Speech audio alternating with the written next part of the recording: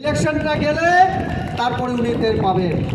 কাজে এই পাইনঅ্যাপেল বাবু আমি দেখেছি তাদের যে ভাষণ, সেখানে আরেকজন ব্যক্তি এসেছিলেন, খুব বড় বড় কথা বলে গেছে। বলছে যে বিজেপির কর্মীরা বুথ কেন্দ্রতে যাবেন ঠিক, কিন্তু বাড়িতে ফিরতে পারবেন না, এরকমই অনেকটা ইনডাইরেক্টভাবে হুমকি দিয়েছেন তিনি। আমরা জানি দাদা, প্রথম আপনি যখন বিধায়ক হয়েছিলেন কাদের সাহায্য নিয়ে আপনি বিধায়ক হয়েছেন আমরা জানি। অদৃশ্য শক্তির সাহায্য নিয়ে তিনি বিধায়ক হয়েছিলেন প্রথমবার। আর সেখানে গতকালও দেখেছি আবার সেই রকমই হুমকি। কাকে হুমকি দিচ্ছেন? বিজেপিরা সন্ত্রাস বিশ্বাস করে না, বিজেপি বিশ্বাস করে উন্নয়ন, বিজেপি শান্তিতে বিশ্বাস করি। কাজে সন্ত্রাস তৈরি যারা করে তাদের জন্য এই কথা মানায়, এই কথা তাদেরকে বলা উচিত আমাদের, কারণ তারা সন্ত্রাস করে। আগে মানে আজকে মাথাকে জনগণ কি বলে থাকে?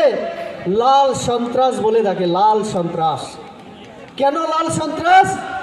সিপিআইএমের যারা দীর্ঘদিন নেতা ছিলেন, চেয়ারম্যান ছিলেন, বড় বড় নেতৃত্ব, তারা বিজেপিতে আসবে না। নিজেকে রক্ষা করার জন্য তারা হয়তো বা ভাবছেন, দিবা স্বপ্নে আছেন 5 বছর পরে সিপিএম আবার কামব্যাক করবে। এই চিন্তায় অনেক সিপিএম নেতারা বিজেপিতে না আসে ওই মাথার মধ্যে চলে গেছে লাল যারা। তো লাল গিয়ে মাথাকে কি করেছে? লাল মাথা করেছে এখন। এবং এই লাল মাথা এখন সন্ত্রাস তৈরি করছে সারা ত্রিপুরা রাজ্যে। মন্ত্রী আমাদের রামপদ জমাতিয়া কিছুদিন আগে শিবনাথে গিয়েছিলেন, আমাদের মঙ্গলবাবু আছেন এখানে উপস্থিত, যিনি আইপিএফটিতে এক বড় নেতৃত্ব ছিলেন। তিনি আইপিএফটি ত্যাগ করে এখন আমাদের বিজেপিতে জনজাতি মোর্চার রাজ্য সহ সভাপতি। উন্নয়নের জন্য তিনি এসছেন আমাদের এখানে উপস্থিত হয়েছেন আমাদের প্রতিরাম ত্রিপুরা। উনিও একটা সময় সিপিএমে ছিলেন, তিনি লাল মাথায় যাননি, কিন্তু তিনি পিএম হিসেবে কাজ করেছিলেন। তিনি বিশ্বাস করেন যে বিজেপি উন্নয়ন করতে পারে, তার জন্য বিজেপিতে এসেছেন ওনারা যদি ওই মাথাতে যেতেন তাহলে লাল মাথা হয়ে যেত। কাজে ওনারা সন্ত্রাস বিশ্বাস করেন না, তার জন্য শান্তির পার্টিতে এসছেন, উন্নয়নের পার্টিতে এসছেন। আর সেই লাল মাথা রামপদবাবু স্বাস্থ্য শিবির করার জন্য সরকারি প্রোগ্রামে আমাদের সিমলায় গিয়েছিলেন, তাকে জুতা মেরেছে, কাদা মেরেছে, তারপরে আক্রমণ করেছে। এইটা হচ্ছে উন্নয়ন বিরোধীর উদাহরণ। তারা উন্নয়ন চায় না, তারা সন্ত্রাস বিশ্বাস করে। কাজে অনিমেষ বাবু যে কথা বলেছেন ওইটা মানায় আপনাদের, বিজেপিকে এই কথা বলার প্রয়োজন নেই।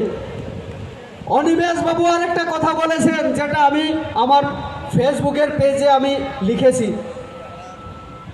উনি ভাষণে বলেছেন বিজেপি নাকি উন্নয়ন বিরোধী। আপনারা চিন্তা করে দেখবেন আজকে যারা এসছেন এখানে, আমাদের প্রধানমন্ত্রী যখন 2018 নির্বাচনের সময় এসেছিলেন, প্রচারে তিনি বলেছিলেন আমাদের এই রাজ্যে যদি বিজেপি সরকার প্রতিষ্ঠিত হয় তাহলে আমি হীরা দেব।